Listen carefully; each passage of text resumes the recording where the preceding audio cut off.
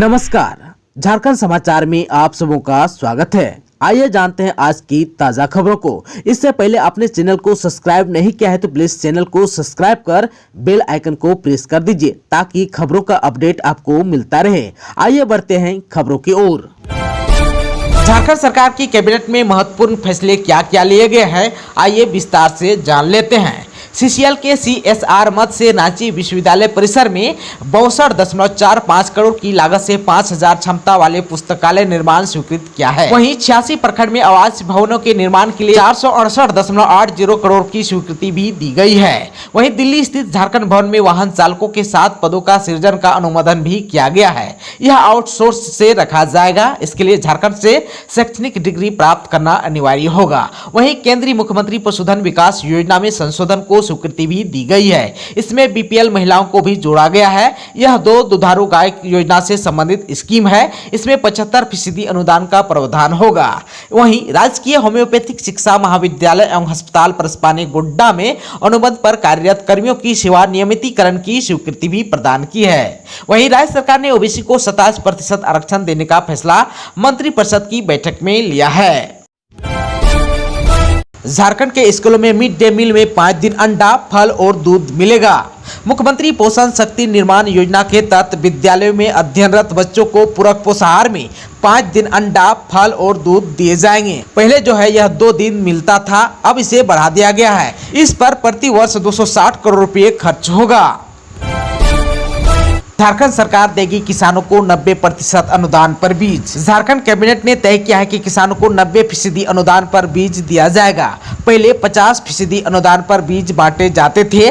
कृषि एवं किसान कल्याण मंत्रालय मॉडल अधिनियम के आधार पर झारखंड में भी संशोधन को स्वीकृति दी गई है। इसके आधार पर मार्केटिंग बोर्ड में अध्यक्ष की नियुक्ति मनोनयन के आधार पर होगी। कोई भी जनप्रतिनिधि इसमें अध्यक्ष बन सकेंगे। 1932 के खतियान को लेकर सरकार पर लगातार हमलावर रहे लोबिन हेम्ब्रम बोले, गुरुजी और हेमंत सोरेन के धोएंगे पांव।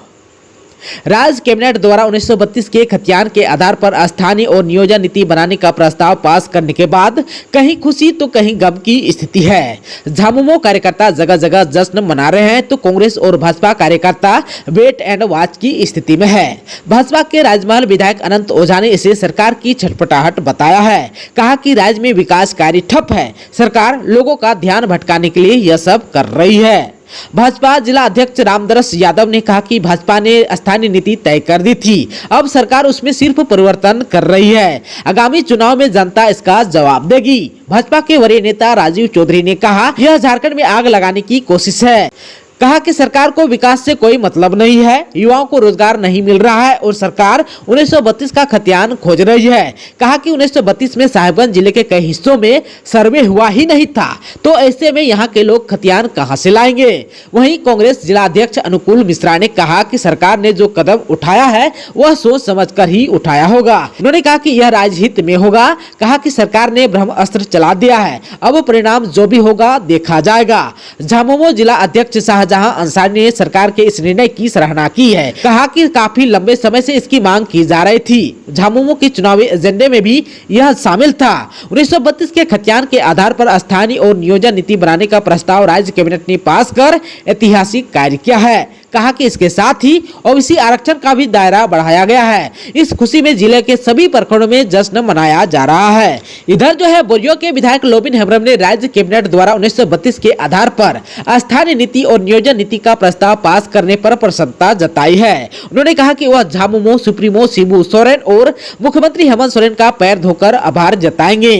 कहा कि वह वर्तमान में क्षेत्र में है, 19 सितंबर को रांची जाएंगे। इसके बाद 20 या 21 सितंबर को दोनों से मुलाकात कर पैर धोकर उनका आभार जताएंगे। लोबिन हेम्ब्रम ने कहा कि बुके और शॉल देकर भी दोनों का स्वागत करेंगे। आपको बता दूं कि लोबिन हेम्ब्रम लंबे समय से 1932 के खतियान के आधार पर स्थानीय और नियोजन नीति की मांग कर रहे थे। सरकार के लाइन से अलग हटकर वह विधानसभा में भी आवाज उठा चुके थे।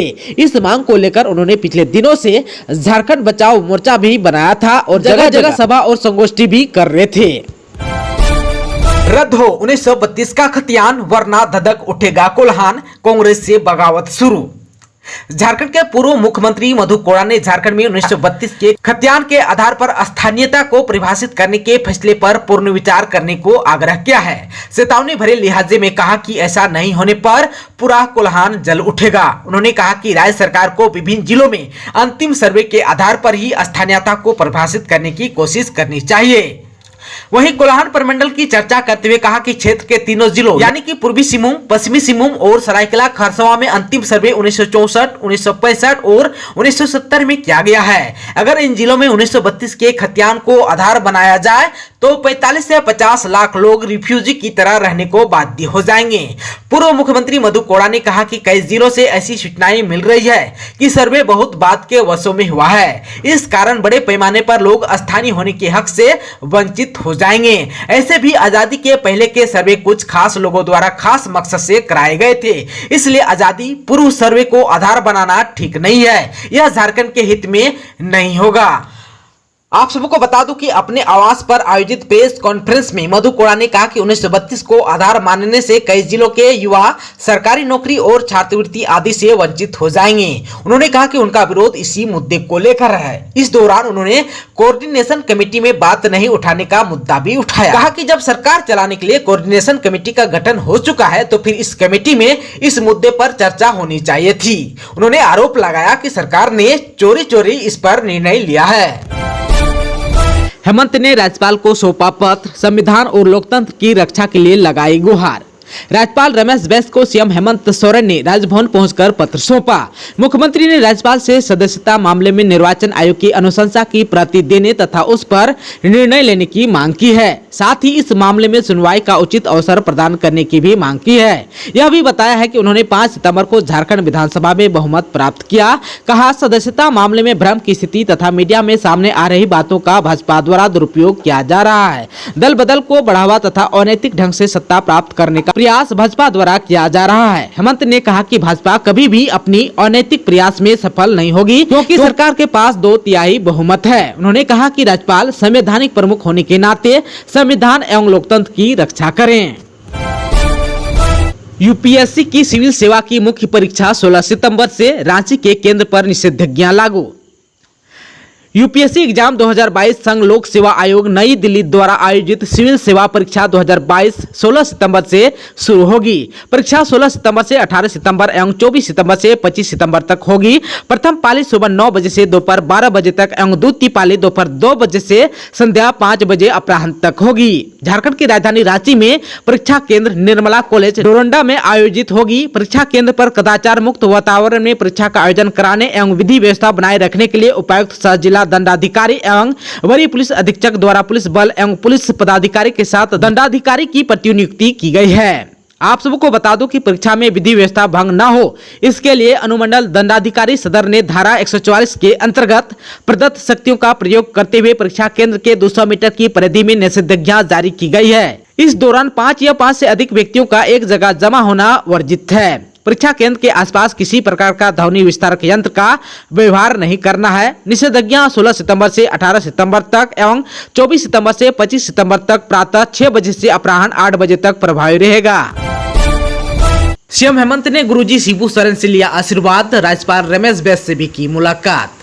झारखंड के कैबिनेट में 1932 के खतियान का प्रस्ताव पारित होने पर सीएम हेमंत सोरेन ने अपने पिता गुरुजी शिबू सोरेन से आशीर्वाद लिया।